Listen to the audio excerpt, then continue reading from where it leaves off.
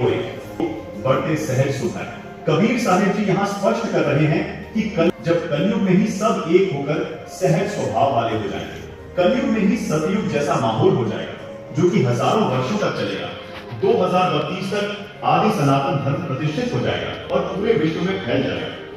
कहां उग्र का शूद्र हो, हर सबकी भोगी। 505 वर्ष बीत जाएगा तब वो महापुरुष इस धरा पर आएंगे और हिंदू मुस्लिम वह सभी धर्म पंथों को एक करेंगे।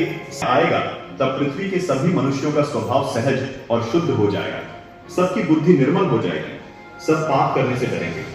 यानी यहाँ पर हम आपको ये भी बताना चाहेंगे कि कलयुग अभी खत्म नहीं हुआ है। कलयुग अपने समय अनुसार ही समाप्त होगा, जो है 4,32,000 वर्ष। दर्शकों, अब आपको कलयुग के अंतिम चरण यानी जब कलयुग समाप्त होगा उस विषय में बताते हैं।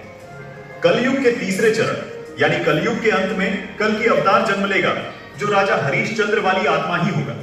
उस समय कलयुग की हालत बहुत खराब हो जाएगी, मनुष्य मनुष्य को खाने लगेगा और जिस भी मनुष्य में भक्ति का बीज नहीं होगा उसको कल के अवतार यानी राजा हरिश्चंद्र वाली आत्मा अपनी तलवार से काटकर समाप्त कर देगा और सतयुग की स्थापना करेगा।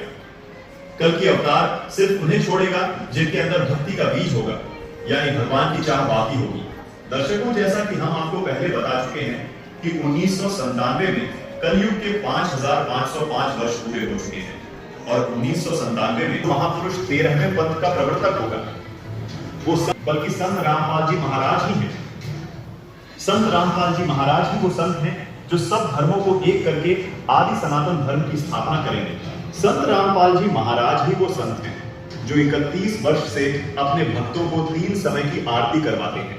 संत रामपाल जी महाराज गरीबदास जी महाराज वाले पंथ से हैं। संत रामपाल जी महाराज जी जो अद्भुत ज्ञान दे रहे हैं, उसी से सभी धर्म व पंथ एक होकर आदि सनातन धर्म में प्रवर्तित हो जाएंगे। दर्शकों, हम आपको ये भी बताना चाहेंगे कि संत रामपाल जी महाराज सन 1994 से ही यानी जब से संत रामपाल जी को अपने गुरुदेव से नाम दीक्षा देने का आदेश हुआ है, तब से ही संत रामपाल जी 3 समय की संध्या आरती करते हुए करवाते हैं जो मनुष्य के मोक्ष में सहयोगी है। दर्शकों, ऋग्वेद में भी प्रमाण है कि जो पूर्ण संत आएगा वो 3 समय की संध्या आरती करने को देगा। आइए आपको ऋग्वेद में प्रमाण दिखाते हैं। ये है